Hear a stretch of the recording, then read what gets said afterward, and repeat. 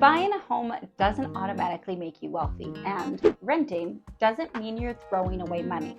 That one sentence tends to break the internet. But in 2025, it's the truth most people still don't want to hear. The real mistake people make isn't just financial, it's emotional.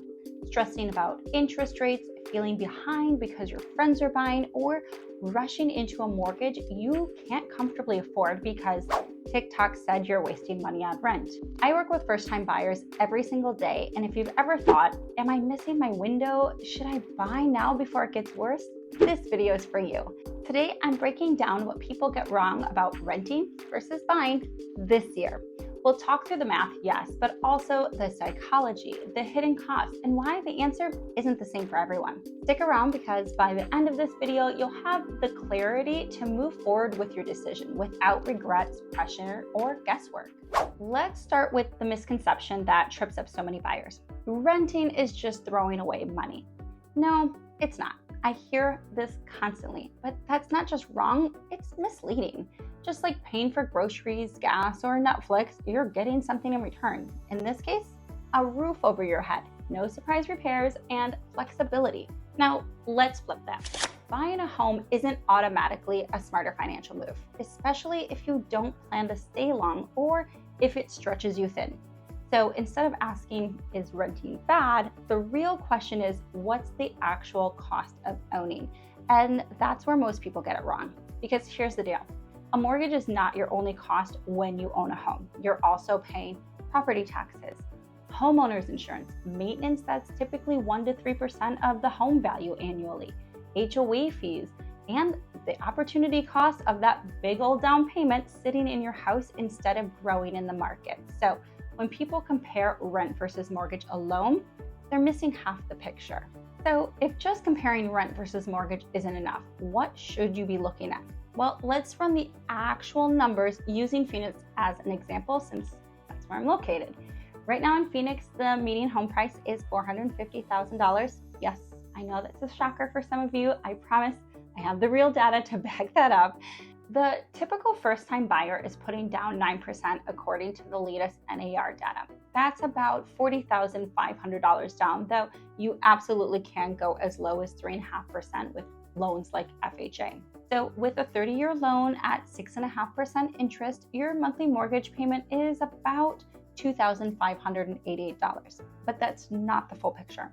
Let's add in the other monthly cost of homeownership. You have property taxes, which are about $195, homeowner's insurance, which is about $220, maintenance, which is about $563, HOA, which is give or take $125, utilities around $260, which brings the total monthly cost to own around $3,951. Now let's compare that to renting. A similar home in Phoenix rents for around $2,200 a month. Add in utilities at about $260 and your total monthly cost is about $2,460. That's a $1,490 a month difference. And remember, if you rent and invest that monthly savings along with your $40,000 down payment, your money could be growing elsewhere instead of being tied up in a house. Now, obviously, I believe in homeownership. I mean, it's literally why I'm a realtor, but I also believe in smart homeownership.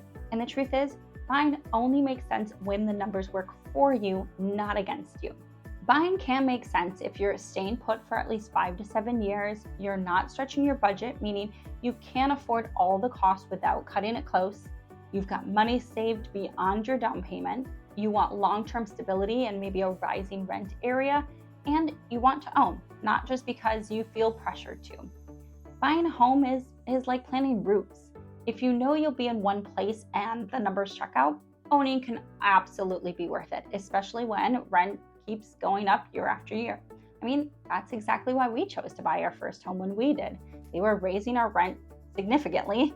And if you're in a similar spot, tired of rent increases and ready to settle in, buying could make sense for you too. Also, owning can protect you from being priced out later. That's called hedging your housing costs. It means you lock in a fixed mortgage payment now, so if rent prices shoot up later, you're not at the mercy of the market. It's like putting a cap on your future housing expenses. If you know you want to stay in a specific area long term, that stability alone can be a huge win. But let's flip that again. Because for some people, renting is the smarter move right now. You should keep renting if you don't know where you'll be in 1 to 3 years, especially because in some markets, like here in Phoenix, we're not seeing huge appreciation right now. That means you may need to stay in your home longer just to break even after closing costs and commissions. Now, obviously, this can quickly change.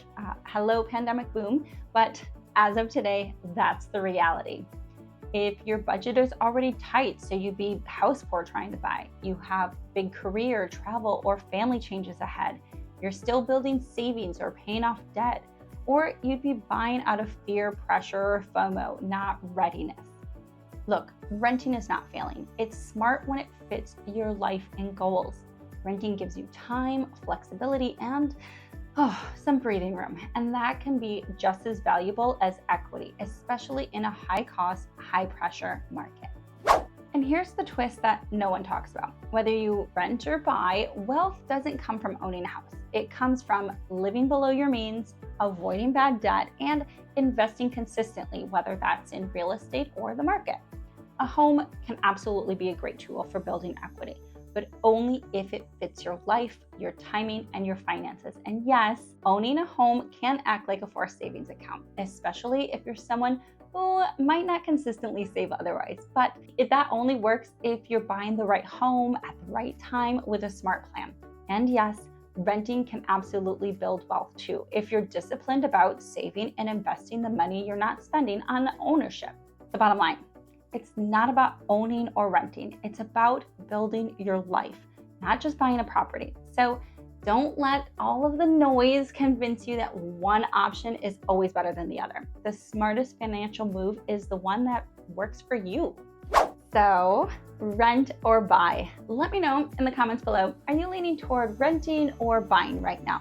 Here's what I tell my clients. Run the numbers, know your lifestyle, and don't let the pressure, whether it's from the market, your parents, or TikTok, make that decision for you. If you're leaning toward buying, I've got a step-by-step video that walks you through exactly how to do it. You can check it out here. And if you're still figuring out whether now's even the right time, I have a free class that helps you sort through all of that too. No fluff, no sales pitch, just real information to help you make smart decisions. And you can find the link to that in the description below.